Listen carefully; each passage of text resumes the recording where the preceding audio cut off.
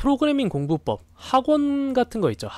학원도 많이 물어봐 주시는데, 첫 언어는 학원 다니는 게 좋고요. 왜냐, 이 빠른 공부 방법, 그게 학원 가면 아까 제가 보여드렸던 개발자 로드맵, 그거랑 어떻게 해서든지 결국 목표점에는 도달하게 만들어 주기는 해요. 그 커리큘럼 따라가다 보면. 물론 본인이 노력 많이 하셔야 되지만.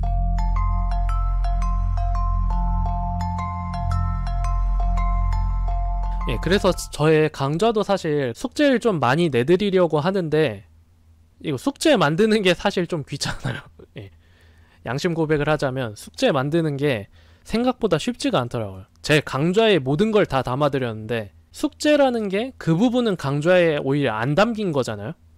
그러면 어떻게 보면 반대로 뭔가 내 강좌에 부족한 부분이 되는 것 같아서, 예, 그 숙제 내는 부분마저 제가 가르쳐 드려야 되지 않을까, 이런 생각이 좀 들어서, 예, 자꾸 숙제를 내드리려다가 그 부분을 강의로 돌리는 것 같아요. 프로그래밍 공부법, 학원 같은 거 있죠. 학원도 많이 물어봐 주시는데, 첫 언어는 학원 다니는 게 좋고요. 왜냐, 이 빠른 공부 방법, 그게 학원 가면 아까 제가 보여드렸던 개발자 로드맵, 그거랑 어떻게 해서든지 결국 목표점에는 도달하게 만들어 주기는 해요. 그 커리큘럼 따라가다 보면. 물론 본인이 노력 많이 하셔야 되지만. 근데 그거 말고 부트캠프라고 해서 학원 부트캠프? 뭐 비슷한 거 같긴 한데, 가끔씩 이런 학원들이 있어요. 이거는 근데 뭐가 더 좋다 이런 게 아니라 개개인의 스타일이거든요. 강사가 강의를 하는 학원이 있고, 아니면 수강생들끼리 서로 으쌰으쌰해서 그냥 단순히 멘토만 있고 해서, 예, 수강생들끼리 으쌰으쌰해서 뭐 프로젝트 만들어서 자기주도 학습을 하는 그런 학원 또는 그런 교습시설? 부트캠프? 예, 그런 것들이 있는데, 그거는 개개인의 스타일이에요. 이거는 이 방향으로 갈지 아니면 제대로 된 방향으로 갈지 제가 장담을 못 드리겠어요. 각자에 맞는 스타일이 있고, 누구는 그 방식이 안 맞아서 리뷰에다가 이 방식 효과 없었다고 욕을 쓰겠지만, 누구는 이 방식 너무 좋았다고, 예, 칭찬을 달 거예요. 이거는 어떻게 보면 운이기도 한데, 예, 자기한테 맞는 거를 그냥 운 좋게 잘 찾으셔야 돼요.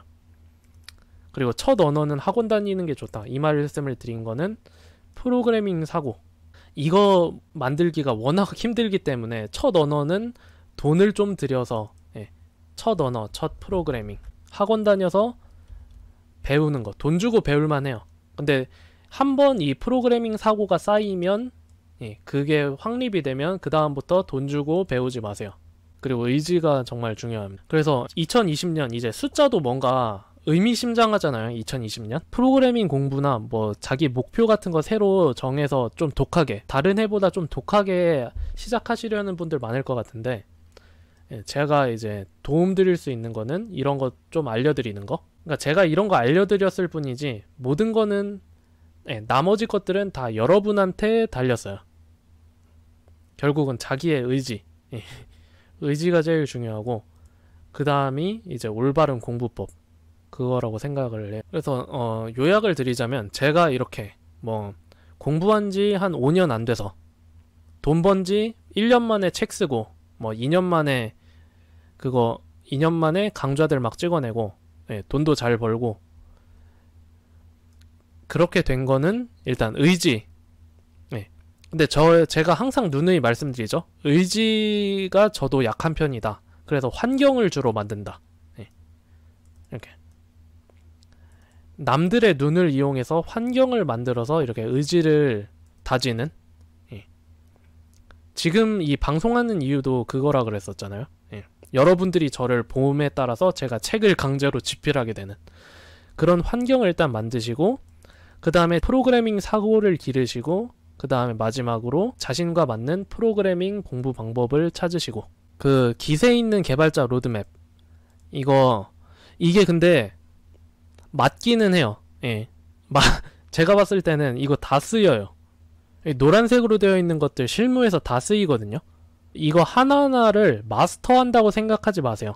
그냥 어느 정도 맛을 봤다 하시면 다음 단계로 넘어가시고, 이거 나 맛 좀 봤다 하면 다음 단계로 또 넘어가시고, 그 다음에 뭘 하시냐면 실전 프로젝트를 하나 만드세요. 그러면 내가 부족한 것들이 느껴져요. 이거 하나하나 마스터한다는 건 사실상 불가능해요. 이거 그냥 하나하나씩 넘어가면서 나중에 체크는 어떻게 하냐. 체크는 실전 프로젝트 하면 저절로 내가 부족한 게 그냥 깨달아져요. 네. 실전 프로젝트가 가장 좋은 피드백이에요. 다스베이더님 안녕하세요. 저 평균 하루에 9시간 이상 잡니다. 네. 저 잠을 진짜 많이 자요. 출근을 안 하기 때문에 거의 한 맨날 10시, 11시 이때 일어나요. 알고리즘 공부는 아까 말씀드렸다시피 순서도를 그냥 그려서, 그러니까 알고리즘 공부는 결국 이거예요. 프로그래밍 사고예요. 프로그래밍 사고. 예, 왕도는 없고 단기간에 되는 것도 아니라서 그냥 꾸준히 풀어보셔야 되고, 이게 근데 알고리즘 편 제가 제로초 토크가 따로 있거든요. 알고리즘은 근데 요즘 취업 문제, 취업 시장에서 뭔가 유형별로 나와요. 제가 그 토익을 만점 받았는데, 제가 영어를 잘해서 토익을 만점 받은 게 아니라 토익은 진짜 유형이 다 정해져 있어요. 모든 문제의 유형이 다 정해져 있어서 유형별 풀이만 그냥 좀 할 줄 알면 그냥 시험 다 볼 수 있거든요. 이것처럼 알고리즘도 이거 알고리즘으로 바꾸면 돼요. 알고리즘도 요즘 취업 시장에서는 유형별 풀이가 있어서 유형별 풀이만 외우면 알고리즘 문제도 다 만점 받을 수 있어요. 만약에 진짜 본인이 실력을 위해서, 취업이 아니라 실력을 위해서 알고리즘을 공부하고 싶다 하시면 이렇게 유형별 풀이를 하는 게 아니라 프로그래밍적 사고를 기르는, 자 이렇게 순서도 그려서 진짜 순서를 생각해서 풀고, 이 순서도가 이렇게 복잡하잖아요. 이런 막 복잡한 순서도들이 있는데 이 순서도를 어떻게 하면 더 짧게 만들 수 있을까? 그런 거를 고민하시면 돼요. 진짜 자기의 실력을 올리고 싶다면, 취직이 아니라 내 프로그래밍 사고력을 올리고 싶다면 순서도를 짧게 만드는 연습. 이렇게 순서도를 비주얼화해서 그려놓으면 짧게 만드는 방법이 또 보이기도 해요. 이거 굳이 막 이런 식으로 거쳐서 가지 않고 이 길로 바로 갈 수 있지 않나? 이게 바로 알고리즘을 효율적으로 만드는 그 길이거든요. 그래서 이렇게 순서도 그려보면 좋아요. 실전 프로젝트는 그러니까 사용자가 한 명이라도 있는 프로젝트가 실전 프로젝트예요. 초보자, 입문자들은 실전 프로젝트 외주 할 수 있는 것도 아니고, 뭐 창업은 힘들고 취업은 지금 해야 되는 거고, 실전 프로젝트가 힘들기 때문에 실전과 최대한 비슷한 경험. 제가 그래서 추천드리는 거는 블로그 같은 거 만들어서 글 쓰기 전에 일단 블로그 배포부터가 문제네요. 블로그 배포부터 앱으로 만드셔도 되고 웹으로 만드셔도 되고 데스크탑 프로그램으로 만드셔도 되고, 일단 배포부터 할 줄 알아야 될 거 아니에요? 그게 공부죠. 일단 배포하고 나면 한 단계, 한 큰 산 넘은 거고, 그 다음에 글 하나 써서, 글 쓰려면 뭐 해야 돼요? 데이터베이스 이런 거 알아야 되죠. 그러면 또 한 단계 또 넘은 거고, 이제 데이터베이스 글 저장하고 나서 남한테 공유를 해요. 공유하고 나서 이제 블로그 계속 관리해야 되고, 그 블로그 안 꺼지게 계속 유지하고, 유지보수죠. 유지보수하고 업데이트, 신규 컨텐츠 등록하고 블로그 디자인 바꾸고, 이런 거 그 서비스 업데이트죠. 업데이트 할 때 또 기술들 많이 필요하거든요. 그에 관한 기술들. 이렇게 점점 한 단계씩 넘는 게 큰 산 하나하나씩 넘으면서 자기 실력이 오르는 거고, 솔직히 자기 그 서비스 배포할 줄 알고, 그 다음에 데이터베이스에다가 뭐 등록하고 뭐 수정하고 삭제할 줄 알고, 그 다음에 서비스 자체를 수정해서 새로 배포할 줄 알고, 이 정도면 그냥 무조건 모든 회사 다 합격할 수 있어요. 구글, 페북 이런 데 빼고. 그런 데 빼고 자기 서비스를 배포하고 출시하고 업데이트, 유지보수할 수 있는 신입은 회사들 다 취직할 수 있거든요. 그런 연습을 이제 실전은 안 되지만 실전과 최대한 비슷한 훈련을 하는 거죠. 그런 거리를 만들어 나가야 돼요, 초보자는. 남이 사용할 수 있는 거라면 어떤 것이든. 예를 좀 더 들자면, 만약에 블로그 내가 글 열심히 써서 페이스북에다 공유를 하면 막 모르는 사람들 들어오는데, 사람들 막 100명 들어왔더니 서비스가 꺼져버려요. 그래서 막 페북에 댓글이 달려요. 이거 404 에러, 아니 404가 아니라 꺼지면 502나 504, 막 503 이런 서버 에러들이 뜨거든요. 그러면 페북에다가 블로그 글 공유해 주셨는데 막상 들어가 봤더니 페이지가 안 떠요. 이러면 쪽팔리잖아요. 부끄럽죠. 그 글 보라고 공유를 했는데 내 블로그 사이트가 꺼져버려요. 그럼 부끄럽거든요. 그럴 때 이제 공부하게 되는 거죠. 이렇게 사람들이 많이 들어왔는데 100명이면 많이 들어온 것 같지도 않은데 웹사이트가 꺼져버렸다. 그러면 어떻게 해야 100명 정도 되는 사람들을 동시에 들어와도 웹사이트가 꺼지지 않게 할 수 있을까? 이렇게 고민을 하다 보면 이건 초보자들도 충분히 고민하고 이런 거 해결 방법 구글에 검색하면 돼요. 이런 건 회사에서 실무로 배울 필요도 없거든요. 그냥 구글에 검색하면 나와요. 100명 정도 동시 접속자 그냥 유지하는 방법. 그러면 체크리스트에서 이런 짓은 하지 마라. 이런 거 써라.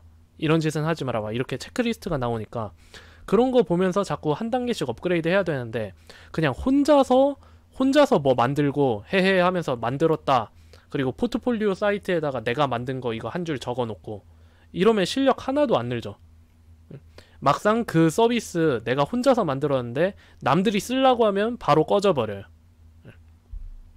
왜냐면 그런 거 아예 고려 자체를 안 해봤기 때문에 실제 사용자가 이 서비스를 쓴다는 고려 자체를 안 해본 경우가 신입들은 거의 100명 중에 99명은 남들이 내 서비스를 쓸 거라고 생각도 안 하고 포트폴리오를 만들기 때문에 남들이 내 서비스를 쓴다는 생각만 해도 신입 중에서 거의 상위권에 들 수 있어요. 신입 그 지원자들 중에서.